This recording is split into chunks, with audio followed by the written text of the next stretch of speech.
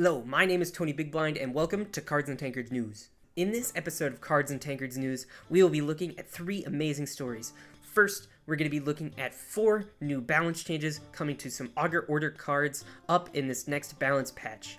Then, we're going to be looking at the 4 new and improved starter decks that will be coming in the next update to hopefully spice up the new player experience. And finally, we will be taking a look at our event recap for our events over the past 2 weeks to check out the results and to see what upcoming events we have scheduled for you guys. Alright, jumping into our first story of the night, we have our 4 balance changes for Augur Order cards coming in the next update. And for our first card, we have Forceful Acquisition, which now reads, you can only gain control of something that is 8 mana or less.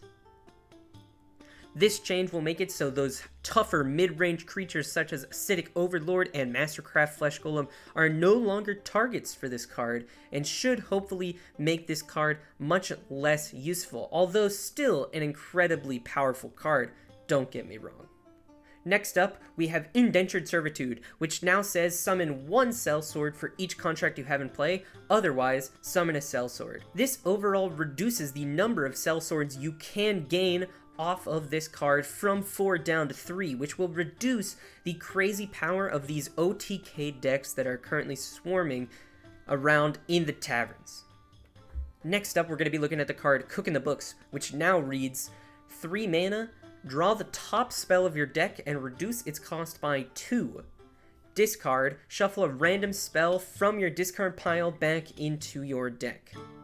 So with this card now, there is no more mana swapping, which was proven to be far too powerful in the game, and so now it will just flat reduce a cost by 2, and so you won't have these crazy 1 mana Grand Tutoring decks that are going to come out here and storm the board with some insane either Wings of Vindication cards or some aggro plus Glorious Overseer combos.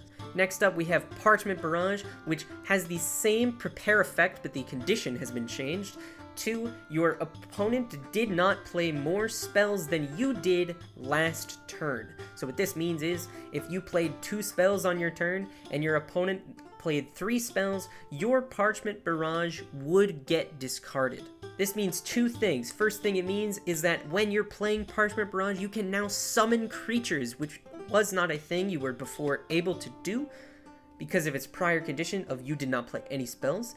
And secondly, now your opponent has some control whether over you keep this contract in play or not. So you're really going to have to pay attention to if you think your opponent has spells and is willing to get that super powerful draw an extra card every turn spell out of play.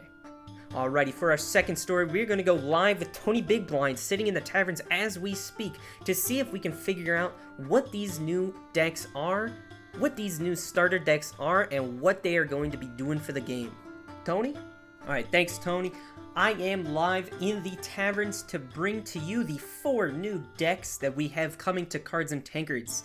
It was revealed about a week ago at this point that in the next update will bring an overhaul to the new player tutorial and bring with it 4 new starter decks, which will include 1 for each main faction of the game: Dungeon Master, Monsters' Rights Association, Plunder's Guild, and of course, Augur Order, which currently does not have its own starter deck. So this will be exciting for all new players, and apparently, rumor has it from the reveal post that all players will be able to access these decks in some way, shape, or form after the launch of this update. So that is very exciting to see.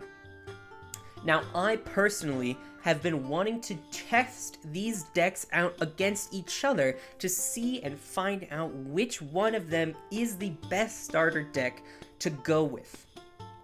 So once I saw these, I got very excited and jumped almost immediately into the game to try to find out if I could test them out now and build them.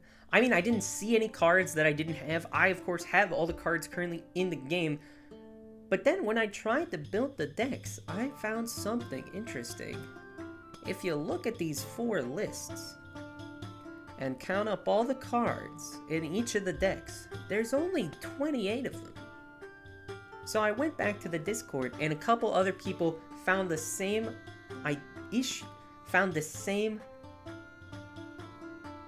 problems that I was having. There's only 28 cards in these lists.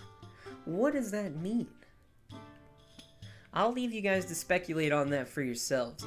But for now, let's go over the actual cards in the decks that we do have. First, starting with the Dungeon Master deck, we have a pretty standard Mastery deck with Zerathriix as your starting Dungeon Master, a bunch of damaging spells, and of course Mastery creatures to buff those damaging spells to go with it. A couple ways you're going to want to make this deck as good as it can be is to take out the cards like Trap Engineer, take out the stuff that does not help your Mastery game plan, and then turn most of those damaging spells and all of those Mastery creatures into 3-ofs. That will help this deck get rolling into a much stronger Mastery build. Next, on the MRA side, we have an aggro deck as the new starter deck for MRA. Equipped with all your favorite Dungeon Instigators and Skywatcher Sentries, and Righteous Recruitment and Campaign Prep to get those creatures and get more cards into your hand. A couple key cards in this that you're definitely gonna need more of is that Monstrous Recruiter and Energized Elementals. Also, making those 1s and 2s 3-drops is gonna be very key to improving this deck to be the best that it can be. Next, we're going to be taking a look at the Plunder Guild deck, where we have a mix of both hand buffing and removal spells. So you're going to have your Fireballs, your Dead or Alives, your Wandering Executioners, and your Wealth Pummels, but you're also going to have cards that buff the cards in your hand. Now, generally speaking, the removal cards are incredible. You're going to want to make those 3-ofs almost as soon as you can. The removal of Plunder Guild is absolutely not to mess around with. You're going to want to make those 3-ofs as fast as possible. And finally, we're going to be taking a look at that Augur Order deck, which currently does not have a starter deck to it. It is going to be a watered-down version of a Defensive Acumen's deck.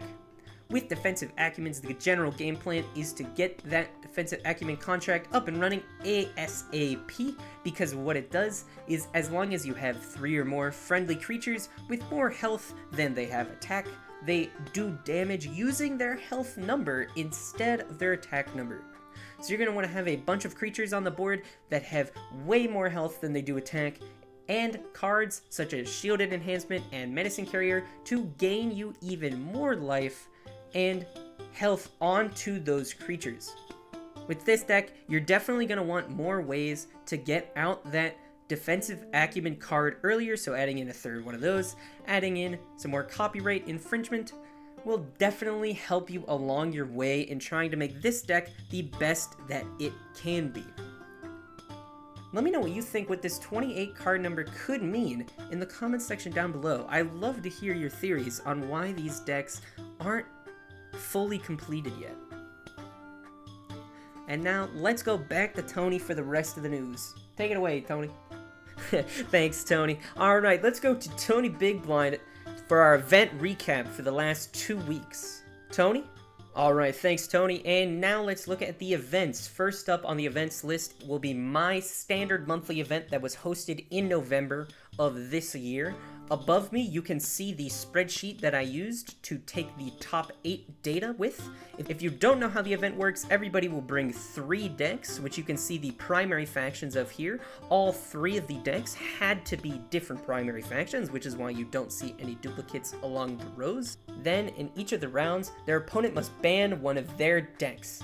This is what you can see on the right over here. Each of these decks is the deck that was banned for that player in that round. This was a single elimination bracket for the top 8, so that is why the bottom 4 people only have 1, whereas the top 4 players have all 3. The reason they have 3 instead of 2 for the 3rd and 4th place is because we actually play out for 3rd and 4th place in this event. And then in the last column you can see their actual placements, but they are ordered from 1st through 8th. So as you can see over here, we have barely any Augur showing up. We only have 2 people who actually decided to run Augur. Everybody else chose not to bring it up. What does this mean for the actual playability of Augur right now? Well, what I think it means, I think it's still very strong to play Augur, but I just think Augur is in a place right now where it's not a lot of fun to play.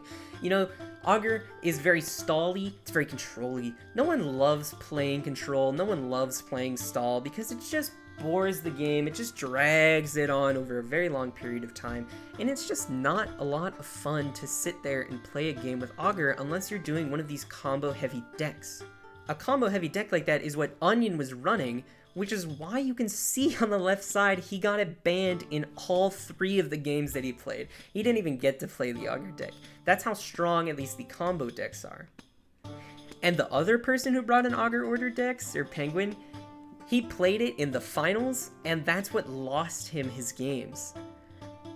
He played both of his matches with Augur and lost both of them, as it is a best-of-3 format. But I don't think this says much about Augur. I think it is very strong, which is why we saw those nerfs earlier happen, and I'm sure more nerfs are to come. Those weren't all the balance changes from before, but this is just what we saw from my standard monthly for the month of November. I'm sure if you had a much higher stakes event where actual cash prizes were on the line, you would see much more Augur decks than what we saw here last week. Looking at the second event that we'll be covering this week in Cards and Tankards news, we have VRMMMO's Great Neutrality event.